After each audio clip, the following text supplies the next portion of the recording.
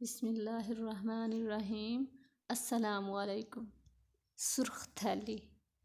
جی دیکھو جوان بیٹی گھر میں بیٹھی ہے، اس کے ہاتھ پیلے کرنے ہیں، ہم تو جیسے تیسے گزر بسر کر لیں گے، مجھے جوان بیٹی کی فکر کھائے جا رہی ہے۔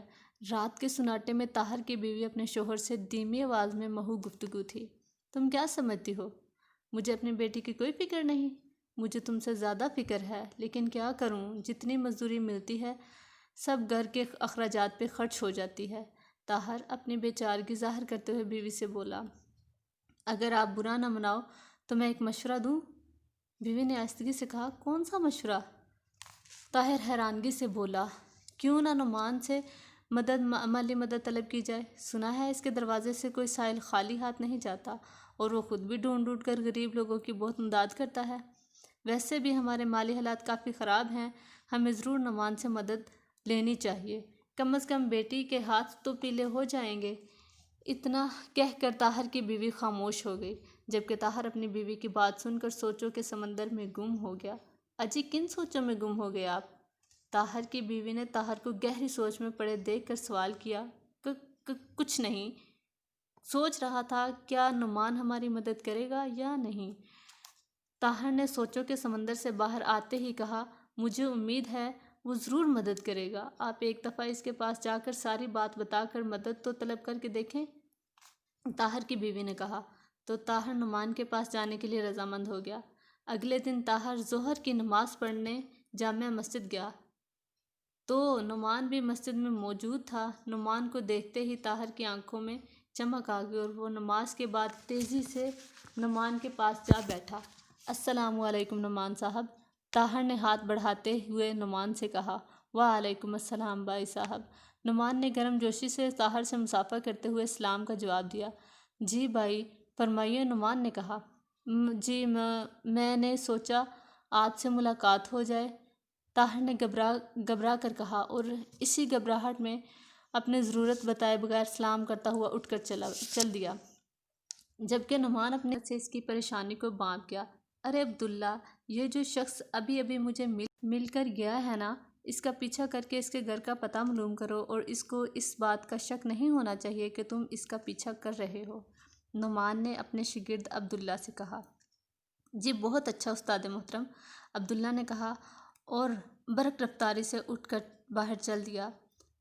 طاہر کا پیچھا کرنے لگا۔ کچھ ہی دیر بعد عبداللہ نے آ کر اپنے استاد نعمان کو طاہر کے گھر کا ایڈریس بتایا اور اپنی پڑھائی میں مشغول ہو گیا۔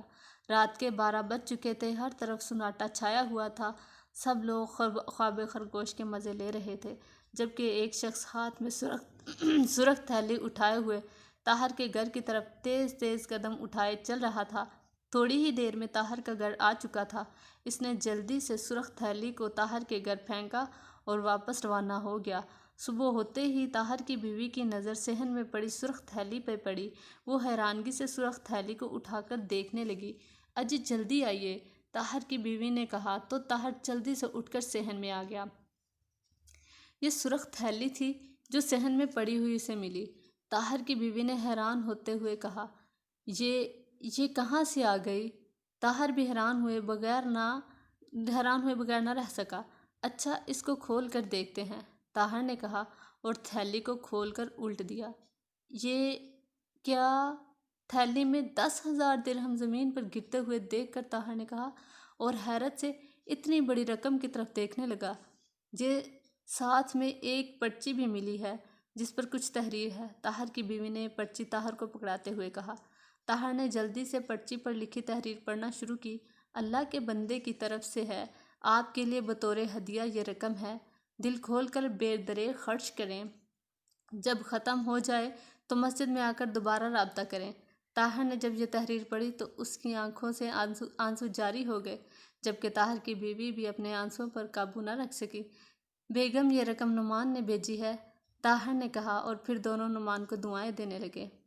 آپ جانتے ہیں وہ نعمان کون تھا جس نے رات کے اندھیرے میں چھپ کر طاہر کی مالی مدد کی تھی؟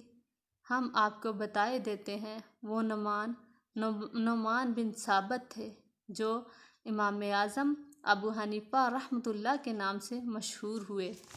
صلی اللہ علیہ وآلہ وسلم نے فرمایا جو تمہارے ساتھ جہالت سے پیش آئے تم اس کے ساتھ بردباری کا رویہ اختیار کرو، جو تم پر ظلم کرے تم اسے معاف کر دو، جس نے تمہیں محروم کیا تم اسے عطا کر دو، اور جو تم سے رشتہ توڑے تم اس سے رشتہ جوڑ لو اور صلہ رحمی کرو، کیونکہ اگر تم بھی ویسا کرو گے تو تم میں اور اس میں کوئی فرق نہیں ہوگا۔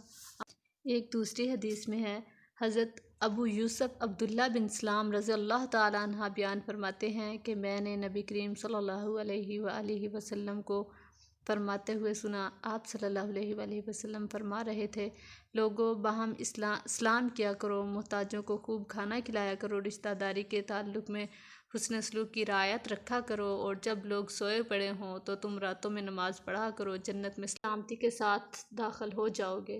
حسن صحیح ترمذی۔